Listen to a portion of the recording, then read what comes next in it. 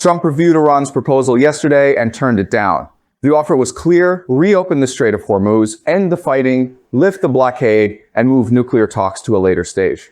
It was the only plan on the table, carried through 4 mediators: Pakistan, Egypt, Turkey, and Qatar. Iran's foreign minister even took it to Oman, back to Pakistan, and finally to Putin in St. Petersburg.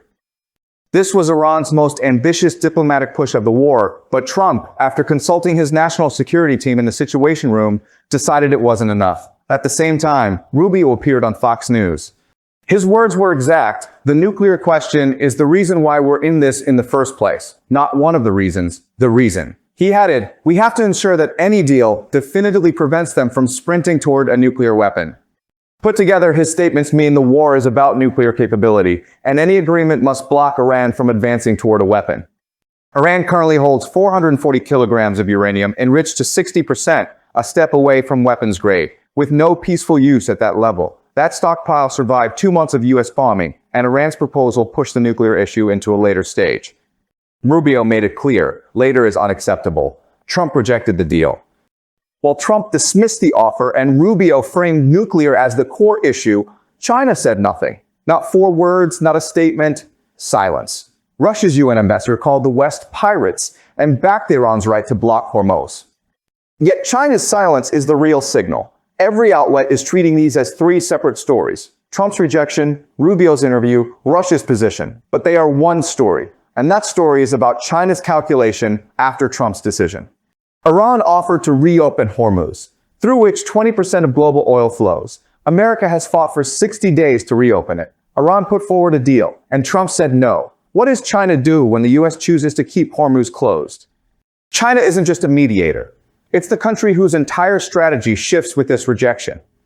Its dark fleet, yuan payments, massive reserves, and Long-Yi's calls to Iraqi were all designed to sustain Iran until America decided the cost of Hormuz being shut was too high. Trump just signaled that cost isn't high enough yet. That flips China's leverage. This silence is the most telling sign of day 61. Trump rejected a structure that separated war relief from nuclear talks. Iran's plan was deliberate. Stage 1, end war and lift blockade. Stage 2, nuclear negotiations later, undefined. That structure would have stripped America of its main pressure tool, the blockade. Without it, Iran could resist nuclear concessions indefinitely. Rubio understood this. A Hormuz deal without nuclear means winning a battle, but losing the war.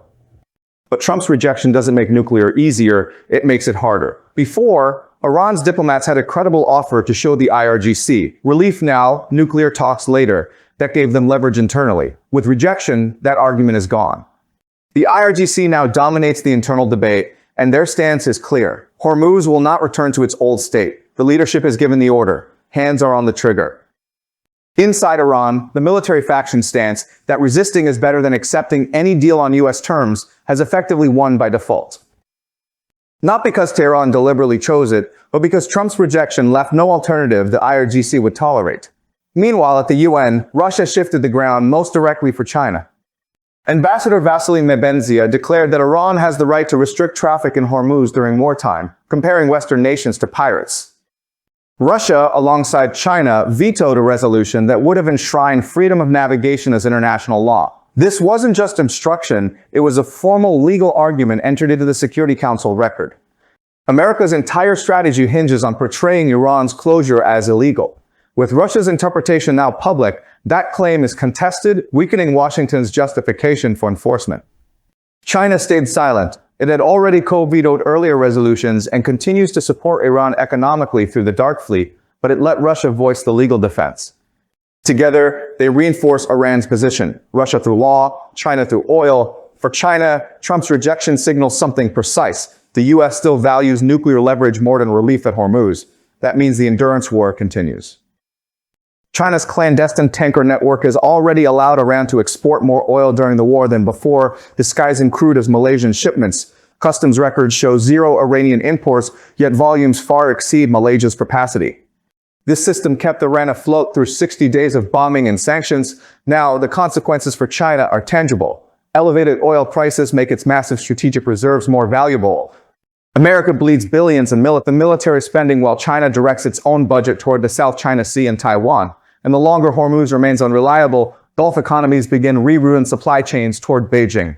Trump's rejection creates two paths. Either Iran's diplomats scramble to craft a revised proposal with nuclear concessions included from the start, shortening the war and ending China's endurance advantage. Or the IRGC consolidates control, no new proposal emerges, and the blockade drags on indefinitely. In that scenario, China's reserves appreciate, its dark fleet thrives, and its commercial foothold in the Gulf deepens. For now, Trump's decision has extended every dynamic China built for, and China, once again, has chosen silence.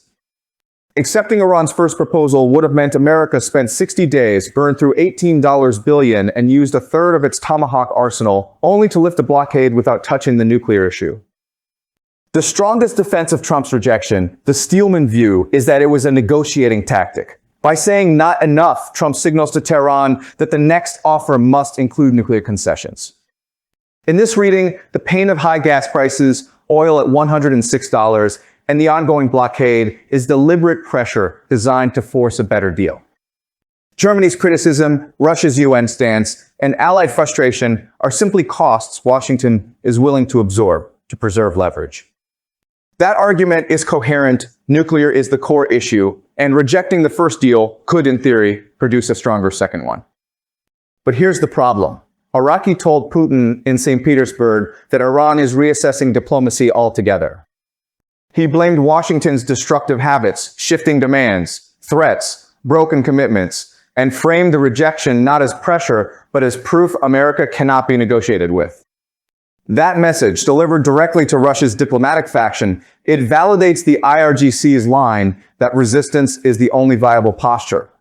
And this week, Iran's new supreme leader, communicating only through IRGC channels, sent a message to Putin before anyone else. Whatever it contained, it was the IRGC's position delivered at the highest level while Trump was rejecting the deal. China already knows. Russia and China coordinate. The IRGC's stance is flowing through that channel right now, and Beijing remains silent. Three signals now matter. First, whether Iran produces a revised proposal with nuclear specifics within 72 hours.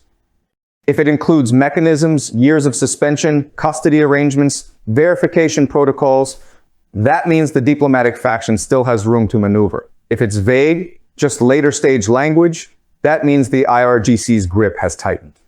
Second, whether China breaks its silence on nuclear in the next 48 hours. Beijing has never publicly named nuclear as part of its position. If Wang Yi's next call readout mentions enrichment timelines or custody frameworks, that would be China filling the gap Trump created. Third, whether U.S. gas prices cross $4.50 before Iran revises its offer. Rising domestic costs could pressure Washington faster than diplomacy pressures Tehran. Read Rubio's exact words, "The nuclear question is the reason we're in this." Read Russia's ambassador calling Western nations pirates and defending Iran's right to close Hormuz.